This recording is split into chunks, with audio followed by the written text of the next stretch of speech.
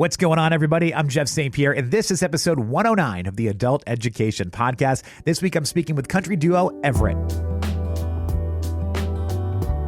Thank you so much for checking out my show. I really do appreciate you taking some time out of your day to listen to Adult Education. Now, this show is all about learning new things or maybe learning more about some other topics you're already familiar with. I speak with experts across all fields to learn more about health, education, technology, mental health, and really just about anything that I find interesting. If you'd like to support Adult Education, the best way to do that is to leave a 5-star rating on whatever platform you're listening on. And if you like what you hear, please share it with your friends. I love how word of mouth can inspire new people to check out the show. It means a lot. Some of you listening right now may know this, but my primary job is as a morning show DJ on a country radio music station. Over the years working in country radio, I've been able to meet some really cool artists and forge some friendships, and I've shied away from interviewing a lot of people from that world because I don't know, I've just had this weird guilty feeling about asking my friends and acquaintances for favors, right? But I've started to get over that because I do want to help share the stories of these incredible artists. So that's what this episode is all about. I had a chance to sit down with Brent and Anthony Olympia, otherwise known as the duo Everette. I first met these guys back in 2018, just after they got their record deal. They had this really refreshing sound. It's kind of a mix of country and bluesy and southern rock. I hadn't heard much like it before, and I was just hooked immediately. Then as they started to build up momentum, the pandemic hit and kind of slowed everything down to a halt. Brent and Anthony used the pandemic to dig deeper into their goals and perspectives on the world and have come back out with a new album that I think takes their music to a whole new level. The album Kings of the Dairy Queen Parking Lot Side B is out now. We caught up and talked about the history of the duo, how some time apart brought them back together, and how the pandemic helped them get a handle on what they really wanted out of the band. How are you, man? I'm doing good. It's good to see you. Yeah, man, back at you. I'm sorry that I missed the show in Baltimore a couple of weeks ago, but it's that time of year. The little kid got a little sick and kind of had to make that the priority. It's funny, I can count on one hand how many shows I missed before becoming a dad, and now it's like it's so hit or miss now. Oh, I totally get it. I got a 1.5-year-old just in the other room over there. You'll probably hear him at some point during this chat. There is a solid possibility you'll hear mine running around upstairs too. She just discovered Baby Shark the other day, so we've been dealing with that. I have kids too. I know that song too well. Well, I'm glad actually that it was Nicole that logged in first because I happened to be listening to your music, and I would have been busted in that moment, like that awkward moment of like, wait, is he listening to us? I would have given you a Zoom high five, actually. There you go. Well, I do love the record, the Dairy Queen Parking Lot, Side B. Really fantastic work, you guys, with this. I love it. Thank you, man. Thank you. We're pretty proud. I think you should be. It's got so much. I think what I love about it is it's different in so many ways, but also it doesn't sound different in a way where it can't be accessible. Like, I think even though you guys take some risks with the music, like it's got a very bluesy sound to it. There's a lot of like bite your bottom lip, play along air guitar kind of guitar licks on the album. But it still sounds very accessible to everybody. And I love that. I love what you were able to mix together with it. Awesome, man. That's really cool to hear, man. What are you hearing from people as the top songs on it so far? Well, one of them is Wild Woman, which is interesting because that's a song we definitely wanted on the record, but there were a few people on our team that kind of gave us some raised eyebrows, like, really, this song? And we always loved that song, so there's a little bit of like told you so and involved in it. So, dude, speaking of that one, the day we wrote it was with our buddy Aaron Ratier. We may or may not have been a little buzzed, and we went to do a little iPhone voice memo recording of the song to capture whatever it is we were writing, and it was very loose, but we had a vision. We knew it was going to be great. And if it weren't for our producer, Luke Laird, I don't think that song would have made it on the record because he really fought for it. I know we sat down and was like, I don't know about that one, from parts of the team.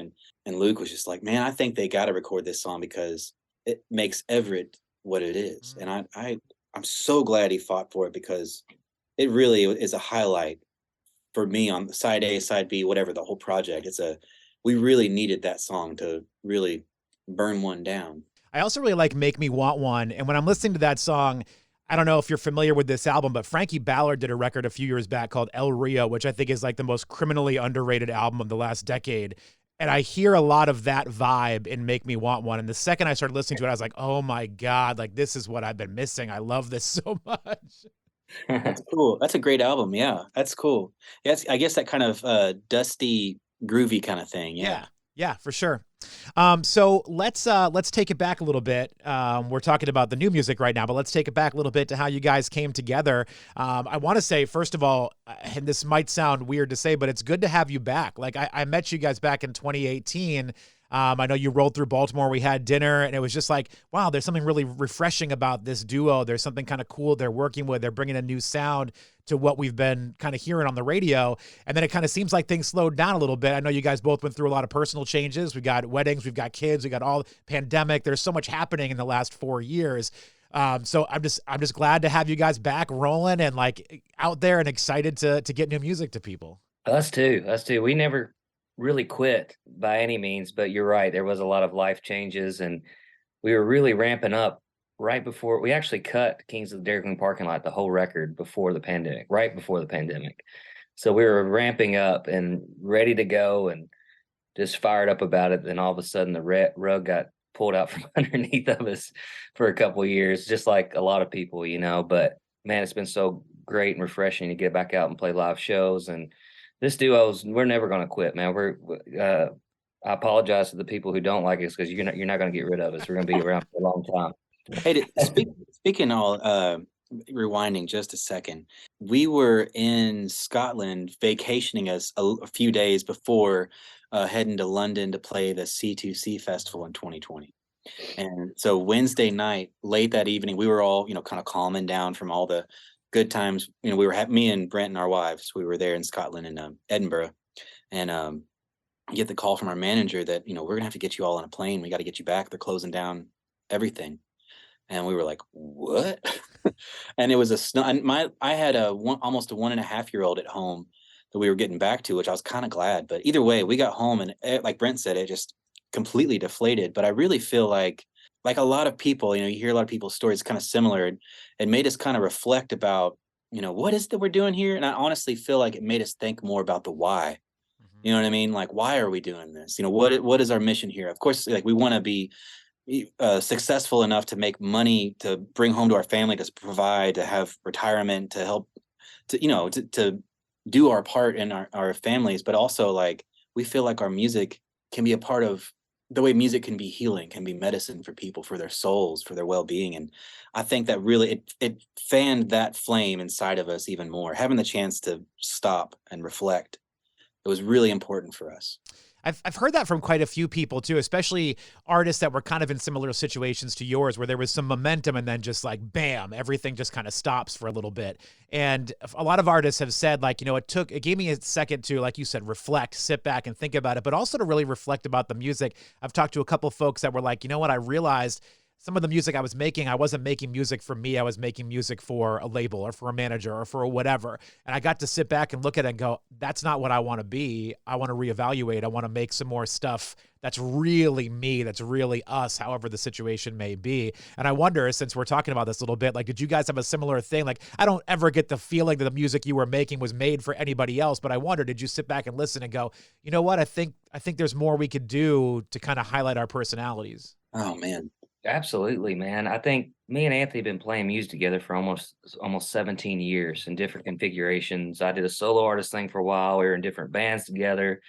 And then we just we weren't in a band together for a while. And then we decided to do it again. And that's Everette today.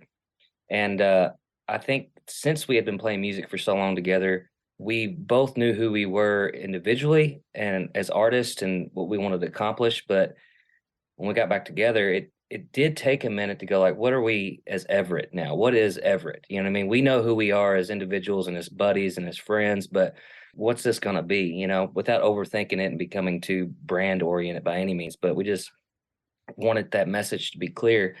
And I think that's one of the things. We were heading that way already with the recording of Kings of the Dairy Queen parking lot. But I know for me personally, the pandemic really put in perspective of, like, well, whether it's playing in a room for 20 people or 20,000, I'm doing this the rest of my life. Like, I have to go do this. Like, this is what I love. This is what makes me a better husband, a better dad, better friend, is being out playing music and seeing the people react to music. It's so incredible to be a part of that, have a front row seat. at watching an audience enjoy live music again. It's everything. I think too, to kind of sum that up, like 2020, I feel like kind of fast tracked the realization, the light bulb that, I really, I feel like me and Brent, we at heart we're servants. Like we're providing a service. We're trying to bring something to people, not just be a spectacle and be something memorable. Hopefully, people remember something the same way you remember a good meal at Thanksgiving that brought a family back together or whatever it is. You know what I mean? Like, but that's what I think it made us want to hone in on what that is, what that feels like on a stage. 3 minutes on the radio or on Spotify or whatever it is. Brent, I want to go back to something you just said because I do want to go back to how you guys met in case people don't know the story. But before we get to that point where you guys kind of converge, Brent, you said during the pandemic, you kind of reevaluated and realized music is what you were going to do for the rest of your life. Like it didn't matter how many people you were playing for, but you were going to be playing music. Did you always have that bug in your life? Like when did that hit you in your personal life? Yeah, I think it has always been there, but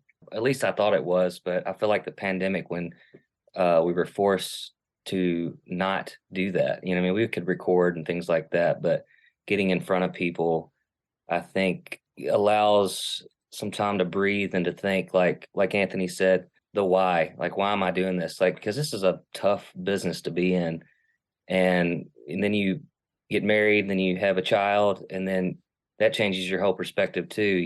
Because you're no longer just running around drinking too much and strumming guitars and singing, like we still do that, but but with a little more purpose involved. And I think that's the thing. And I think the main thing for me is I realized that I'm not, this sounds so with Jerry Maguire, I'm not complete without playing live music. There's the process of you write the song, you record the song, and then you go play it live for people and experience the song, because the song is not a song until it hits people's ears live, in my opinion. That's when it really comes to life and you can see it come to life. And without that, I wasn't myself. I went through a really, really tough time during the pandemic, and it was a good realization of like, I have to do this, or my wife's going to hate me probably because I'm not going to be myself. Were you a performer when you were a kid too, or did this come to you more as an adult? Always. I've been playing music a long, long time. I started off in church, and then I was in a band when I was in my early teens. That band played some years over 100 dates a year in a church bus touring. I was just the guitar player in that band. And Anthony, similar story. Just we've always done it, and we've had periods where we didn't play shows, but you knew they were always there to be played. This was different. It was like, no, it's not happening. And it was the eye opener for sure. Yeah, Anthony, I know, as Brent just mentioned, it was always kind of something that you did as well. I mean, what was the inspiration when you were younger to get into music? Was music really prominent in your household? Were your parents super into it? How did you find music? I didn't think about it at the time, but when my stepdad, I guess starting around when I was 4, it was when him and my mom got married. By the way, my dad is and that side of the family, all huge music lovers, everything from classical to my grandparents. It's all music is just classical music. Everything else is garbage. But my dad loves rock and roll. And I remember hearing, some of the first songs I ever heard and just going like, oh my God, I really do love this. Like the realization, like music is doing something to me. But my stepdad was a DJ. He was in the military, but he worked at AFN, Armed Forces Network. So, we would turn on the radio and I'd hear his voice introducing Aerosmith or whatever it was in the, early mid 90s and whatnot. Well, we lived in Germany, and so like I'm getting to kind of, I guess I had a little bit of an inside look at like kind of at things, and it was exciting because I'm like, oh, he's playing, what's he gonna play next? We'd call in and request like Def Leppard or something. And he was like, okay, I'll play it for the boys, whatever. But like I think that was pretty cool. And really the biggest shift for me, I think, was we begged, my brother and I begged my dad for a guitar. I mean, probably for months. And he was like, okay. And we went to a pawn shop, got a cheap little Fender Squier Stratocaster. It was black. I mean, to us, it was the best guitar it was the sexiest thing we've ever seen in our lives. I guess we hadn't really discovered girls yet. But I remember the first time I heard Philip had it first because he's older and he was always first. But he's playing, and he's pretty cool. He's here, try it out, and he showed me something. And that first strum, I felt the guitar amp and my whole body was just resonating. And I remember turning every knob as far as it would go, and just and like it really felt like electricity. I was like, okay, I don't ever want to put this guitar down. And then I think I was kind of learning a little faster. My brother was like, oh, my turn. And so we were having a fight over who's going to play the guitar. Luckily, my brother started playing drums, and we started playing in bands and stuff in middle school and high school. So guitar kind of became your thing, and that's kind of how you two came together. You're both from a very similar area, same county in Kentucky. And I love what I was reading into your bio, how people make it sound so outrageous that you never met when you were in Kentucky. I'm like, there are people on my block I haven't met. Like, it shouldn't be that outrageous that two people don't happen to cross paths. But it's kind of funny that you guys kind of met. I think it was through church, right? And somebody suggested that Brent learn a little more guitar from you, Anthony? Yeah, I was teaching some guitar lessons. I had a good buddy, Mark Kaiser, who got me into teaching some lessons at Little Flock Baptist Church. And I was kind of just getting into that system. It was at the time for me, it was a pretty big shift in every way. And then a mutual friend, Jason Reynolds, mine and Brent's mutual friend, Jason had heard me play, and I guess told Brent, like, hey, dude, you suck. You need lessons. Go see Anthony. How did that feel, That's Brent? pretty much it. No, Jason I was in another band at the time, just a guitar player. And I was actually, I don't know if you know this, Anthony, probably, but I was looking to expand my skills at the time. And my buddy was like, dude, you got to hear this guy play guitar. This was like one of the big churches that was kind of a big business. They had a gym there that you go to for free. I mean, my buddy were at the gym. Anthony was a few doors down giving guitar lessons. So we just walked down there. I met Anthony. He played me some stuff. And I was like, dang, this guy's great. And so I was like, man, I want some lessons. Like, I need to little polish up some things here. And All we did was polish off some beers, honestly. yeah, we didn't do any lessons. We ended up writing songs, honestly, and have been writing songs ever since. So that was the first day we met. Anthony was very studious, and That was another shift. Like, so going into college, once I finally got locked in, I was going to the University of Louisville, and but right before, the end of senior year of high school, getting ready to start my first semester, I actually went to orientation at U of L. I was excited. I remember like talking to people who are like, well, what are you going to do? I'm like, I don't know. I'm going to play music. And they're like, are you going to be a teacher? I'm like, I don't think so. Well, I was studying classical guitar, and I guess like, it's like, oh crap. Is there a market for classical guitar? What am I going to play, weddings or museum events, or what do you how do you really make a career out of that? And I guess that was when I started really thinking like career. Oh, I have to make money. I have to like support myself and possibly other people. And so right before, I think I told you this, Brent, you probably know this story. It might have been a while, but right before the first week of classes, I dropped all my music classes. I was like, I'm not doing this. This is a bad idea. I can just play music on the side. And I was honestly, I'd just stop playing guitar. I quit every band. All I took was German 1, and I think like some math course or something. So I just had 2 classes my first semester, and I got so down and depressed, and picked my guitar back up one day because my dad was like, I want to hear you play a little bit. And it kind of brought it all back. Anyways, got locked into school, and I was all in. I was practicing 4 hours a day, going to every class, making straight A's, doing the thing. And I started realizing like, yeah, classical guitar is just not going to be it for me. I love music. I love that music, Bach and the Brazilian guitar that I was learning, but I knew that it wasn't going to be it. I wasn't quite on the path that I really wanted to be on. I was somewhere near it. I met Brent, and that's when it all really started to click, because I was already writing songs, kind of doing my own thing and singing a little bit, and starting to realize, okay, this feels like something. I'm not sure what it is, but me and Brent started writing together, and the songs felt more alive, more like they had a heartbeat. And I remember getting so excited. We would write like a verse, like 30 seconds of a song, recorded onto a seat. Back in the day when you have CDs that go in a little jewel case, and you walk out to your car and go for a drive. I remember getting in Brent's old S10, and we listened to that same 30 seconds over and over and over, and then go get, Taco Bell or something, and just keep listening to it over and over and over, and get so excited because it was like we were doing something that it was changing us. And that really, I think that set us on this path.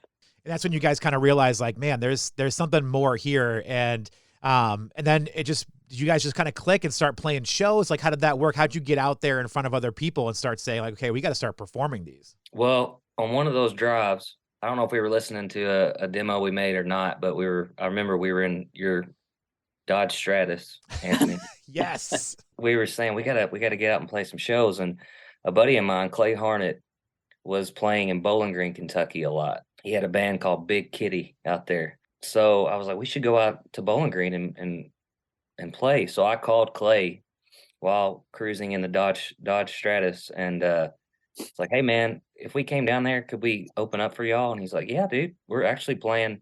I think it was that weekend. I think he was like, why don't y'all come to my house and play me a few songs, and then we'll see what happens. So we get to this house and we played him original songs. We played him like 2 or 3 original songs, and his roommates were there who are also in bands in town, and they were like, yeah, man, y'all should.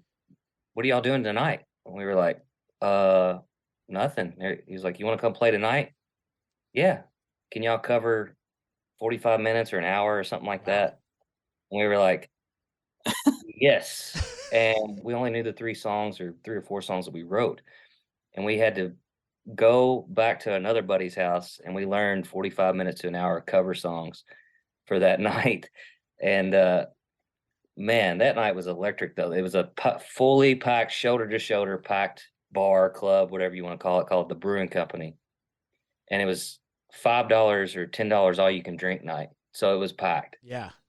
And we played everything from Goo Goo Dolls to Buck Owens to Alabama, and we learned it all that day. I don't know if we could do that now, but we had the excitement and the energy back then that was, man, those were good times, man.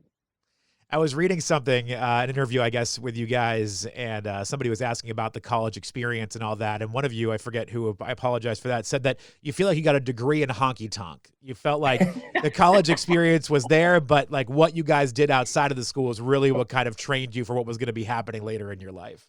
100%, man. I mean, school was definitely a second thought. We made it through, but playing music was always our thing. And the big thing about that is we got to meet and hang with such a diverse crowd. Like we became friends with our fans and the people that came to our shows, and it'd be anybody from, real deal hippies from the 60s that were out drinking and having a good time. We actually went to a bluegrass festival with them. We won't tell you the details of that, but it was an incredible experience. But there's so many different kinds of people. It's from the Harley riders to the hippies we played in front of so many different types of people. And I feel like they shaped us. They taught us how to have a good time. They taught us how to treat people because we were, in our early 20s then, and just full of piss and vinegar, I guess you'd say. And we got lucky and got to be around some of the most fun people on the planet. And they taught us how to party and have a great time. Semi-responsible, I guess. I think there was an understanding that everybody was taking care of each other. There was nothing malicious. Yes. There was no like, let's go kick some, was it drink beer and kick ass, whatever the thing is. Like it was actually like, we're gonna have a good time, and if somebody's getting a little squirrely, we're gonna take care of them. Or if somebody gets a little sick, or hey, maybe you want to slow down a little. It was a community. It was a family. Yeah, that's a good word. It was. It wasn't just go balls to the wall until you can't anymore. Yeah.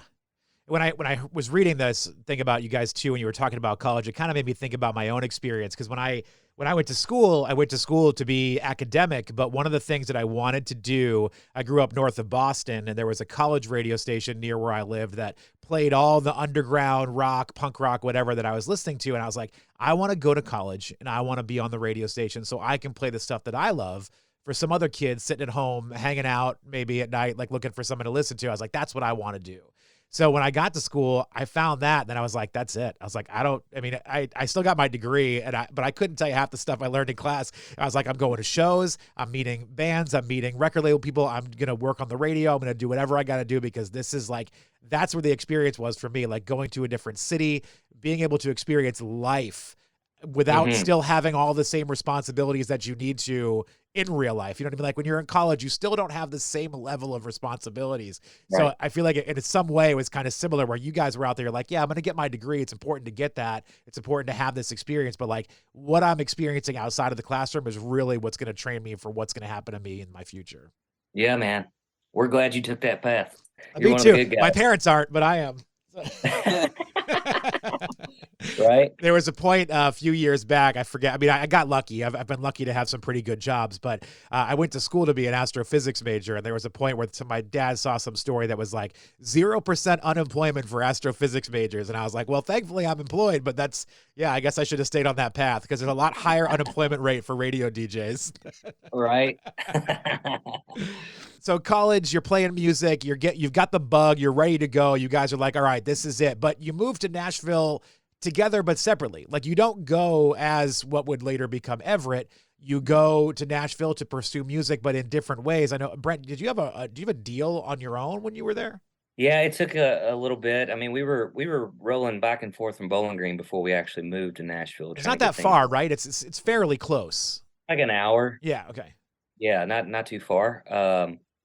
But yeah, when we actually moved into town, we did move together. We were roommates. But I think it was 2011 we moved, and then 2012 I actually got a publishing deal with a company called Seagull Music, which was owned by a guy named Chris DeBois and Brad Paisley. And yes, I just name dropped.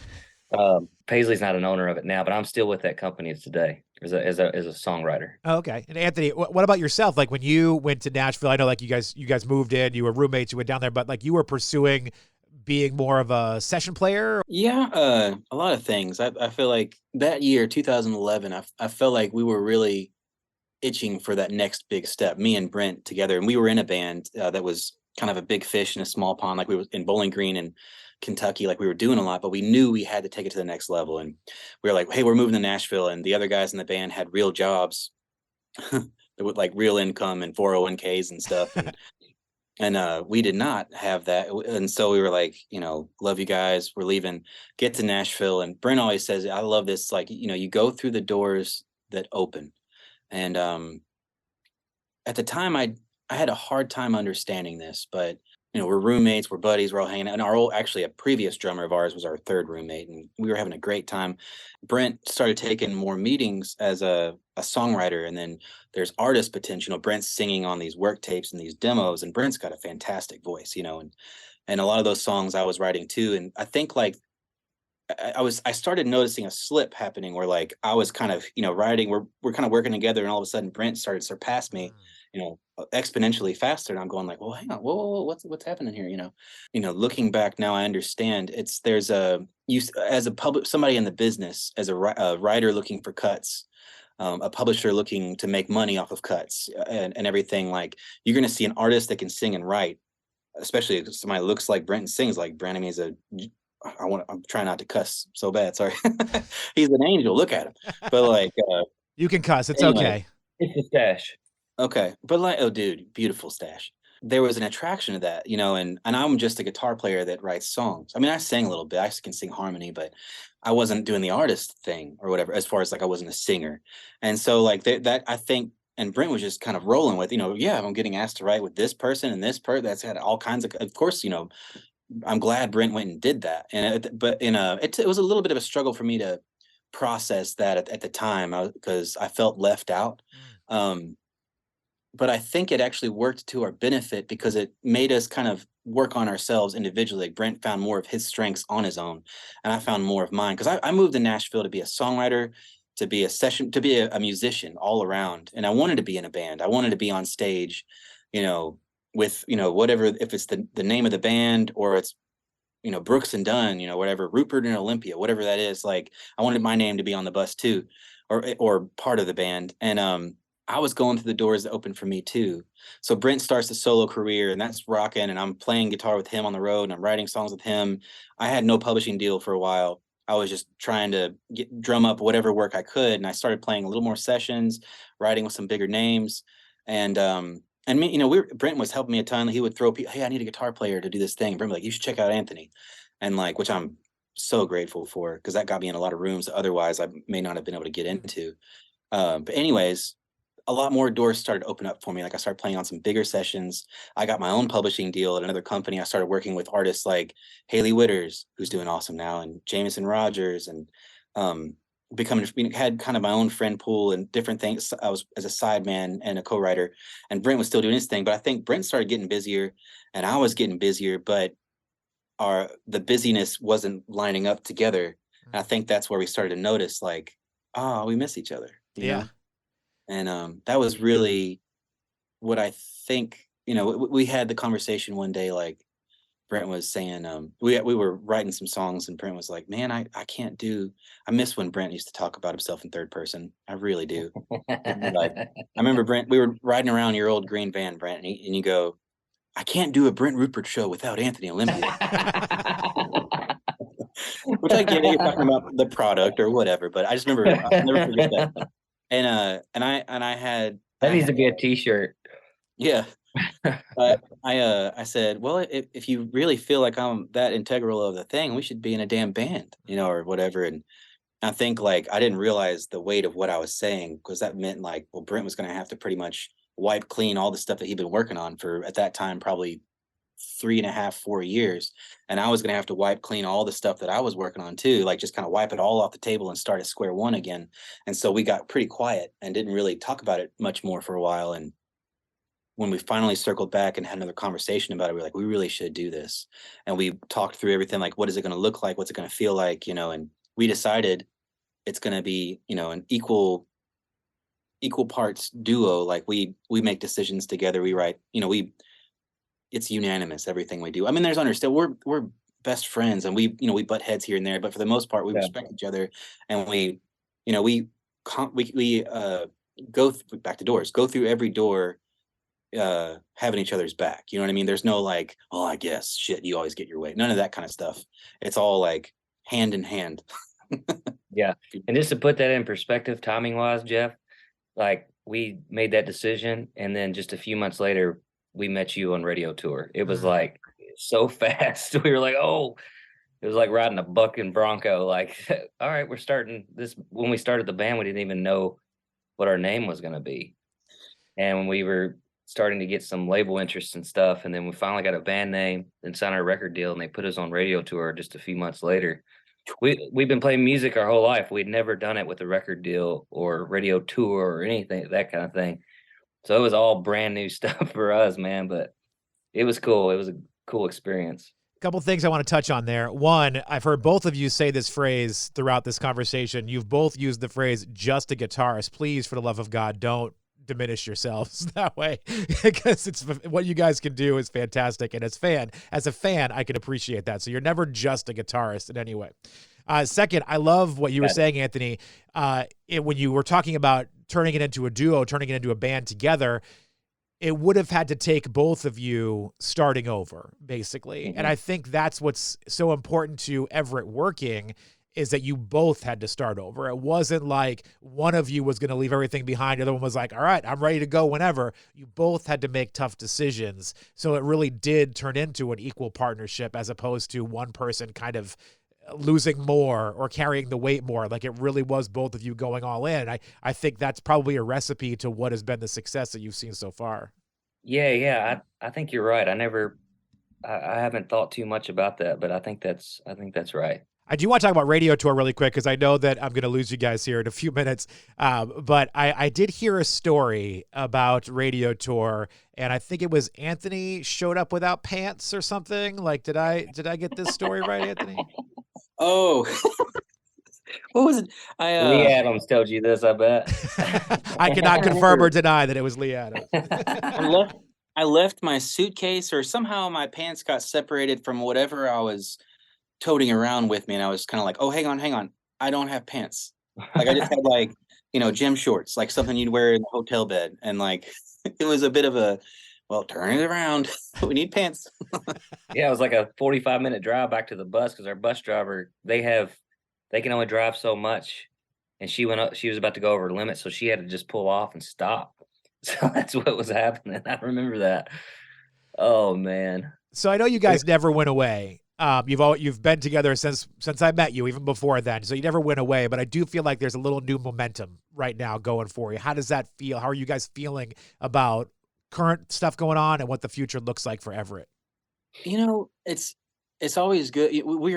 We work so hard and mindfully, heartfully, soulfully, out whatever you say, like on what we're doing. Like really, we want this to work so bad. We've been working on this for so long together, almost 16 years or whatever it is.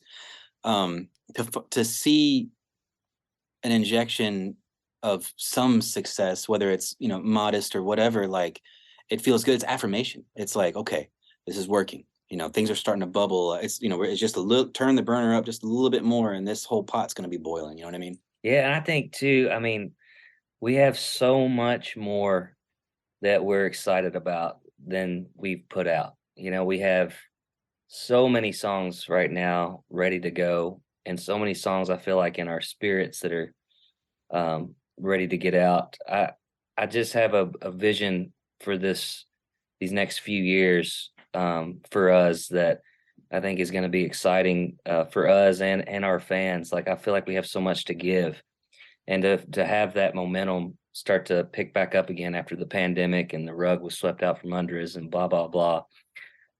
That's what I get excited about. The momentum means another day to get to do this and another day to serve our people and our fans with what we think is cool, you know. And we got a long way to go, you know. I mean, Yeah. things are working. You know, I feel like we're further ahead now than we've ever been in a lot of ways. And but we also know there's quite a few more steps up the mountain. But we're also looking at it like, you know, there's always going to be a mountain. You know, it's finding the joy in every step. And I feel like we're there a lot more days than we're not. You know, joyfully working rather than toiling. You know. Well, I love to hear that, guys. I know Zoom's going to boot me off in a second, so I want to say thank you and say goodnight. I know you got some kids to take care of too, but Brent and Anthony from Everette, Kings of the Dairy Queen Parking Lot Side B is out now. It's a fantastic work of art, you guys. And thank you so much for your time. I can't wait till you roll back through town so we can hang again. It's been too long. Yeah, Jeff, man, thank you for the years of support. It means a lot to us. It really does. Well, I'm a fan. I got your back, guys. Thank you so much for all this. I really do appreciate it. Thank you, sir. Cheers, buddy. Big thank you to Everette for their time. I love these guys so much. It was such a pleasure to talk to them. Their new album, Kings of the Dairy Queen Parking Lot Side B, is available now, so check it out wherever you get your music. And thank you to all of you for listening to the Adult Education Podcast. Until next time, be well.